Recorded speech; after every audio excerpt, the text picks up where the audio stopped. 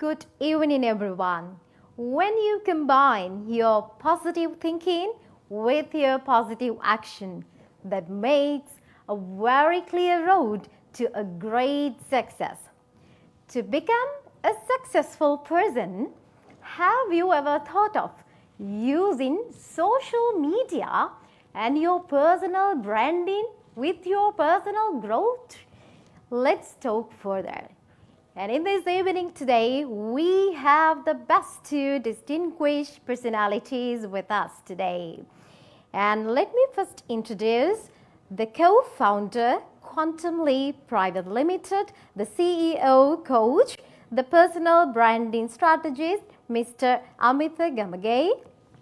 And next, I would like to introduce the founder, CEO, Masterpreneur Business Academy, the host, Cinnamon Chat, the brand ambassador, Child Action Lanka, Nethila Nimsat. I would like to extend a very warm welcome, Amita and Nethila. And Mr. Amita, I would like to turn to you first. And we have many brandings, company branding, product branding, service branding, and what do you exactly mean by personal branding? Could you please share your insights on this personal branding? Yeah, personal branding is actually not a new concept, but back in the day when we really didn't have social media, we stick to this statement by Jeff Bezos.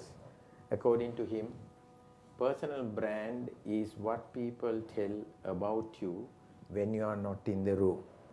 So, but then what happens is now we are in an online world. There's virtual working, then there's social media.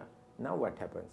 Now a personal brand could be looked at when people search your name online. It could be social media, it could be a Google search. What do people find about you online? That tells who you are, what you are. That's basically your personal brand in today's context. Right. So Nethila, I would like to turn to you first next. And can I please get to know when did you exactly start to use this social media? And first the YouTube and then the LinkedIn, because many viewers I know they have this question. Is there any age limit to start to use this social media? And you as a young entrepreneur in Sri Lanka, I think that would be really nice if you can share really when did you start this using social media? So I started around when I was 10 years old, which is pretty young for someone who's 10 years old to be on social media. So I usually appear in some of my dad's videos. He had like a YouTube channel where sometimes he would bring these people who are working in business and I would talk with them and I would interview them, because you don't usually see a child interviewing these top business people. And then my dad and I, we both realized that I had a talent to speak. Like I could really speak well under camera when I'm being recorded. So we started my own YouTube channel called Cinnamon Chat with Nethila, where I would bring on successful CEOs and entrepreneurs and I would interview them. I would ask them questions like, how did you become successful? When did you start? Can you tell us about your childhood? What were you like? How hard should you work to achieve your dream? What is a vision board? So those kind of things, the audience and myself, I learned and I grew. And then I started a LinkedIn profile. The reason I started a LinkedIn profile, the reason I created it is because the pandemic started and I couldn't really go out a lot and interview these people. So to grow my network and to grow my personal brand, I got onto LinkedIn. And I would also have virtual interviews with these people on LinkedIn. Right, that's quite interesting. And Amit, I would like to ask my next question from you. Now, getting started something is not that easy. It takes a lot of time and it takes a lot of effort. But after you start it, to continue it has a clear flow. But starting is not that easy. So, how can you start to build a personal brand? Is it something that easy or does it necessary to have some sort of effort. So if so, what type of an effort? Yeah, so your personal brand will naturally grow whether you put an effort or not. But the direction where it would go will be decided by you. Suppose if you don't put an effort, it will grow. Say, if you could recall our childhood, we all had our nicknames. You know, if I'm little chubby, somebody would call me a name. If I'm thin, somebody would call. Then that becomes your personal brand back in the day. So today, you can navigate your personal brand the way you want. Now, I always ask this question. Imagine if you have been invited to your school. If you are an adult, let's say you go to your old school as an old girl or an old boy, and now the compere is about to introduce you. Now, the compere is going to talk about you briefly and introduce.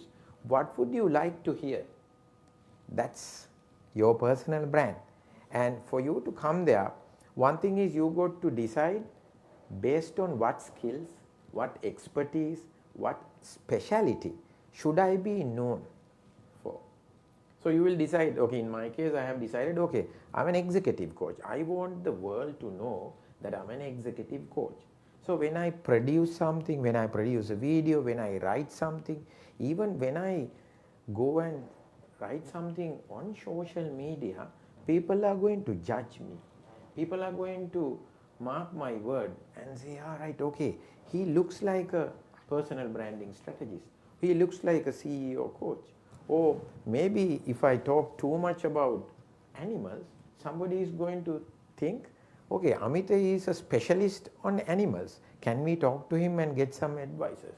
This is how you curate your content and make sure that your personal brand is built around a specialty. Right. And Netila, these days many are into using mobile applications. It's quite interesting to see these colorful and interactive applications. There is no such age limit, but when it comes to small ones, kids, they are also pretty much addicted, attracted with these mobile applications. And you as a young professional in Sri Lanka, and when you were small, so I think that would be really interesting for others to know what are the mobile applications that did you use and when exactly did you start to use these mobile applications? When exactly did I start? I'll start with when exactly I started using these mobile applications. I was pretty young, maybe around the age of 6 years old when I was going to first grade. I would always, on the trip to school in my dad's car, I would ask for his phone all the time.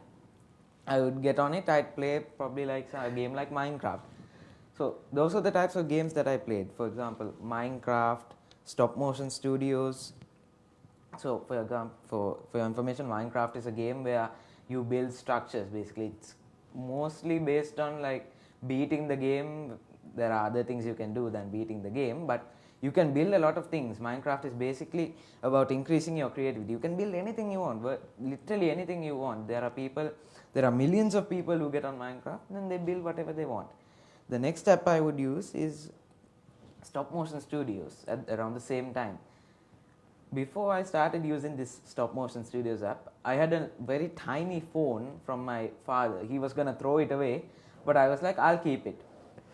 So I took the phone, and I was also a big Lego fan. So I'd roll out my mat full of different Lego pieces. I'd create a small platform, and on that platform I'd build like a tiny set. I'd take my phone, build an entire camera stand for it, and I would record these stop motion videos. I'd go to the camera app, pause and play. And I would make tiny animations. And then my father was like, why don't you go to the app store and get an app that could make this job easier for you? So that's what I did, and I still make stop motions to this day. And of course I also played games, not just these edutainment apps, educational entertainment apps. I also played games like this game called Subway Surfers. It's kind of like a parkour game. You jump up and down, left and right. So yeah, those are the kind of apps I used. That's a brilliant answer. And Amita, I would like to turn to you once again next. And these days, parents, they are so much into the device addiction. Now, if their kid is using a mobile phone or any other electrical device, they are so much into taking it so quickly. Give it back because I'm not sure what you will be using by this mobile phone. So in that case, now bringing up a young entrepreneur like Netila, so like as a father, like didn't you think it as an addiction, or like what was your sort of like point of view with regard to this? Yeah, so here I would like to actually look at the world this way. There are two types of people in the world. One, it's the consumers. Others are called creators. So when you take a device, either you create or you consume what others have created. So what happens is at home, when you are a consumer, naturally your children will start consuming content made by someone else. It could be Facebook, it would be games, it could be YouTube videos.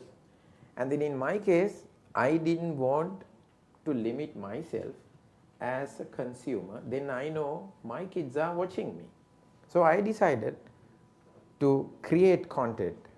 And when I saw that my younger son Netila, also my elder son, when they were getting addicted to various apps, even for my elder son, I got him a YouTube channel open.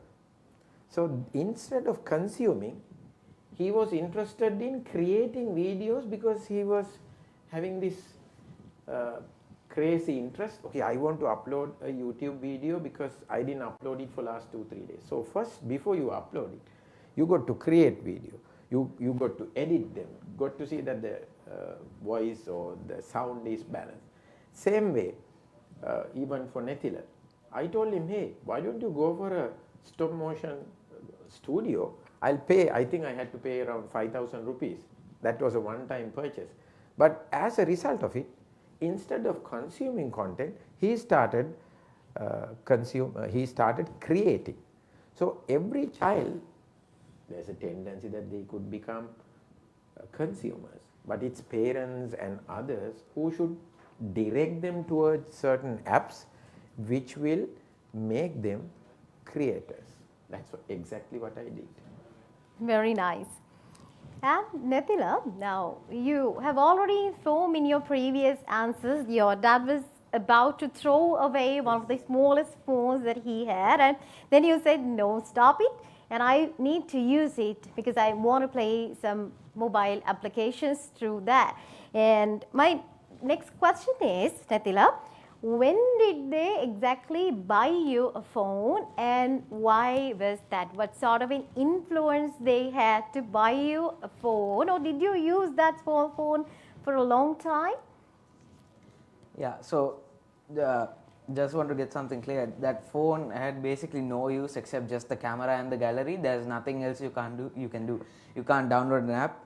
There's no there's no SIM card in it. So like there's a SIM card, but there's no SD card. So it's a problem. Just the simplest version of the phone, it's right? Extremely. It's like this. It's almost smaller than my palm. Oh, That's how small it is. And the camera quality is horrible. But still, that's how I learned stop motion. Like if it wasn't for that phone, I wouldn't be a stop motion creator. So on that phone, I used it for a while. Until 2021, I used that phone from 2000. Yeah, for a while. until this very recent, that means. Yeah, from 2016 to 2021. So that's pretty recent, maybe less than a year.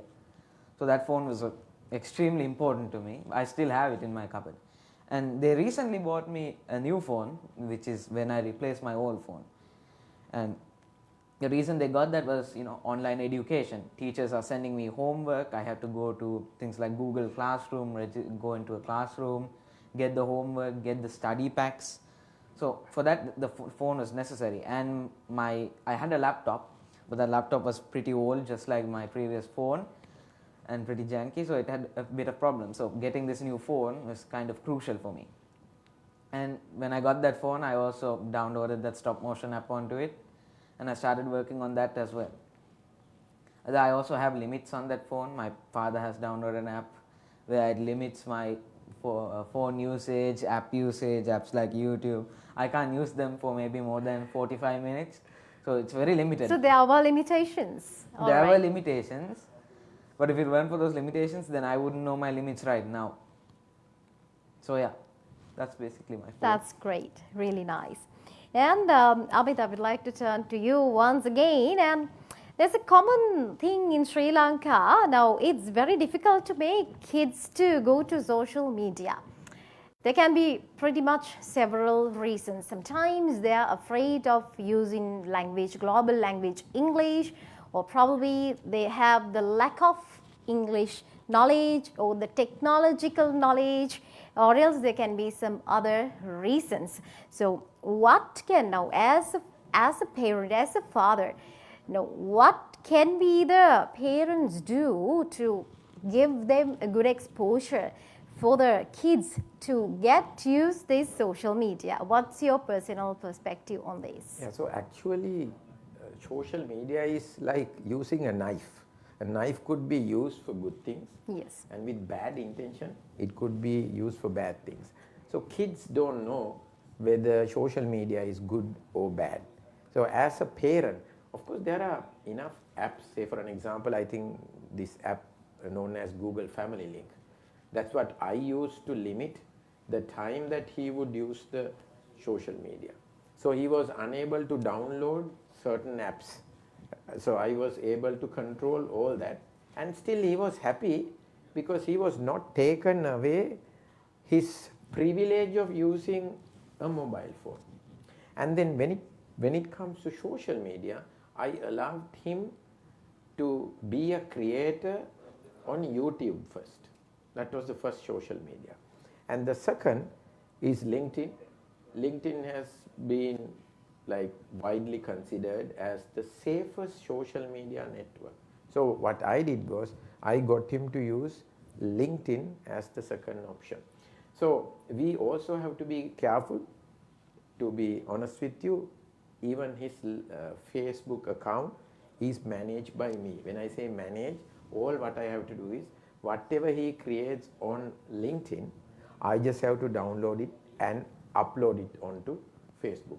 Only if there's someone chatting with him or a message sent through Facebook, then I call him and say, look, there's this gentleman, there's this lady, there's this boy, girl has sent you a message. What can I write? Because in Sri Lanka, when Facebook is not so safe or not so respectable in the relationship side, I can't actually send my kid. So parents, I think you will have to have some way of managing what social media is ideal for kids. I think we are getting a bunch of advices from Amita, especially for the parents, how to use the social media effectively for your kids, because kids are so much into using these mobile applications. And here we are giving you the guidance today with these experts. And Netila, it's very clear that you have become a young entrepreneur, young professional, and a great speaker, and you run your own academy as well. So apart from that, and what are the benefits that you have received by being on social media? And it's very clearly we can see that you are here today with that impact, good impact on social media. So what are the other benefits have you received being on the social media? The benefits I receive from being on social media, basically YouTube and LinkedIn. YouTube I don't really check that much, as in like if I'm uploading a video, if I want to check for comments, that's what I do on YouTube. But on LinkedIn, mostly I can grow my personal brand a lot, and I get connected to a lot of people, a lot of leaders, a lot of successful entrepreneurs, a lot of CEOs, and I also get connected to other fellow young entrepreneurs like me, and all of them, most of them, are from other countries, so I can also learn a lot from them. And yeah, so that's basically social media for me. It's very simple for me. So basically you are dealing with experts in the other countries Yes. as well, learning from them and sharing your knowledge at the same time as well. It's quite interesting to continue this conversation. It basically helps me grow a lot as an entrepreneur to get connected to all these people. Obviously with the international standards Yes. and everything. Very nice. All right. And Amita, now as a father, as a parent, and let me ask this question from you. How is your culture at home using this social media? Why I'm asking this question today from you? Because there is a very common thing we can see if somebody is using social media, a kid. So parents are so much into that, like following the kid until he or she returns the mobile device. So at that situation, do you also have your home discipline?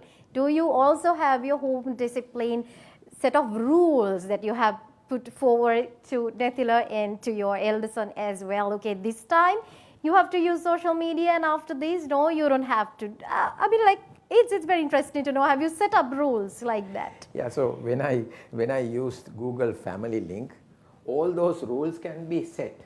So beyond the point of certain number of hours, you can't use it. For an example, he's 13, so I helped him to set up a TikTok account. For an entire day, he can be on TikTok for 1 hour. And adult content is restricted and filtered. That is the most significance. Yes. So if you really look at, there are ways and means available, features available. Unfortunately, I feel not every parent knows about it, or they don't know how to research about it, because even for social media channel producers, then even the phone manufacturers, there is a heavy resistance from the parental community and from authorities, regulators, and they are putting a lot of pressure. Hey, parents are unable to control and manage. Add some features, which they are doing, and we should know when those features are available so that we can maintain a safe social media culture at home and at anywhere, as long as the device is with your kid. So that's simply as it is, and how fantastic they are having their home culture in using social media. Nethila, now when we talk about this LinkedIn platform, it is not that very commonly used in Sri Lanka among school students. It says very clearly, now to have a LinkedIn account, you have to be a professional. At least you have to start a job to start your profile there, right? And most of them have no clear idea as school children. So what are the benefits they will be getting after joining with the LinkedIn? So you, as a person who have been there for a long time and who have been getting all these benefits, so why do you recommend this LinkedIn for students especially? Main reason would be because as a student or someone who's doing A levels, O levels, one day you'll have to get an internship or a job. And in order to get that job, maybe you will need help. Maybe you will need a lot of connections. You need a big network of people to help you find that job, or maybe someone will give you a job. So why not just build that network when you are a student, or even earlier than that? Why not build that network early? So by the time you need a job or need an internship or anything, you can go to LinkedIn, and there's a feature that says I'm open to work on LinkedIn.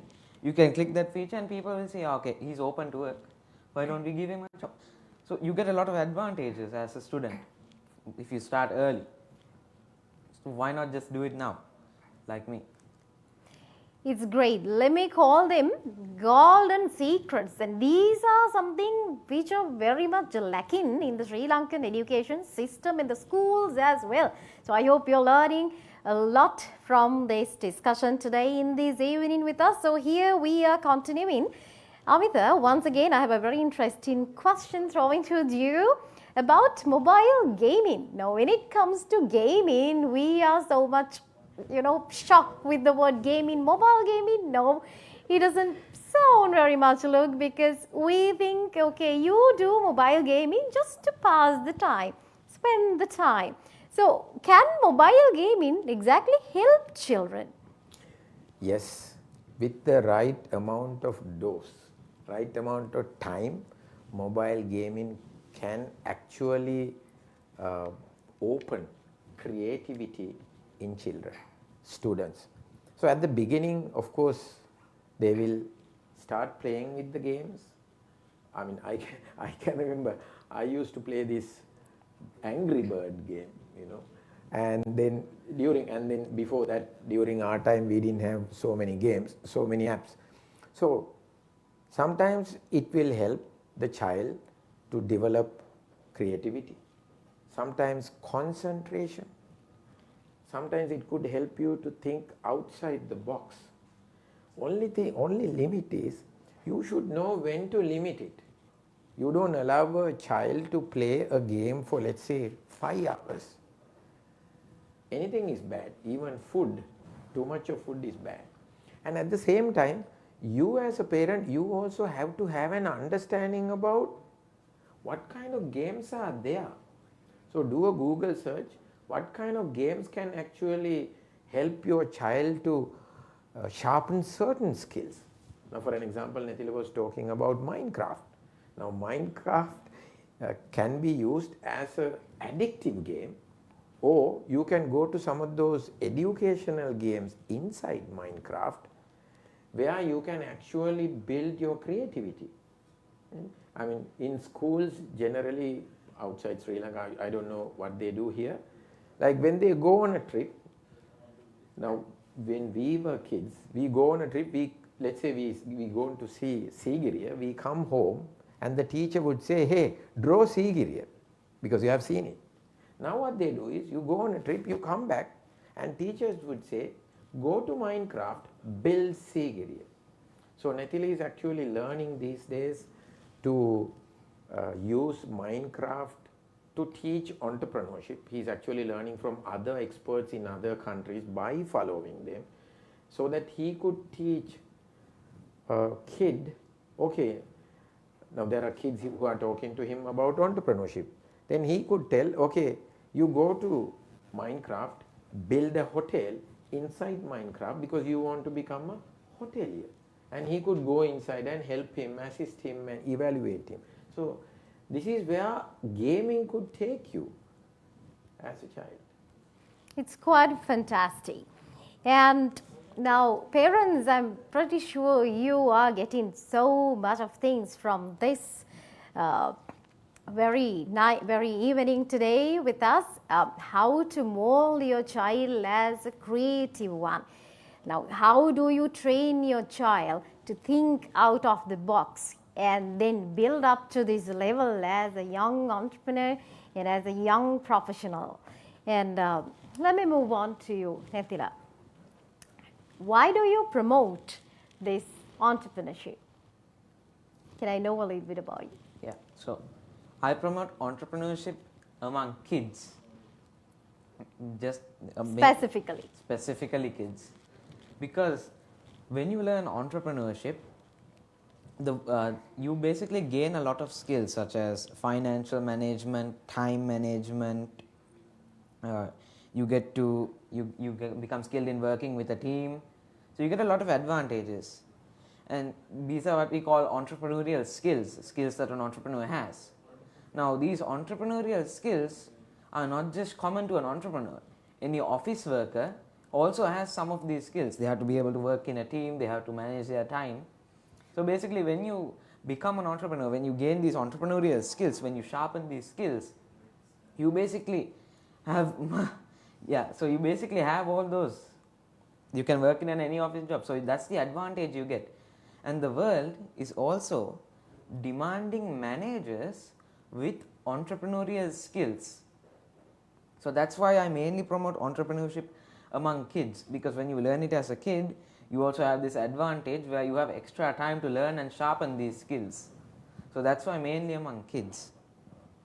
And it is really nice to learn these basically soft skills and all these hard skills while being a student. Have you ever thought of learning about how to work in the future at a workplace, staying in the school?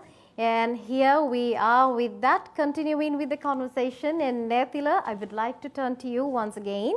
And let me tell you, every coin has two sides, good and bad. Do you find only positive support on this social media for your work? Of course, I find a lot of positive comments, people encouraging me to keep going. So mainly positive. Sometimes, rarely, I do get some negative comments, like people say that I shouldn't be doing this at a young age, I'm wasting my childhood, they say. But the thing is, I enjoy this, and I'm also creating more entrepreneurs in the world to solve problems. And my dad also finds negative comments sometimes, frequently, in my comment section in YouTube videos. He kind of hides them from me, but I can tell when he's hiding them, so I kind of push him to show me them.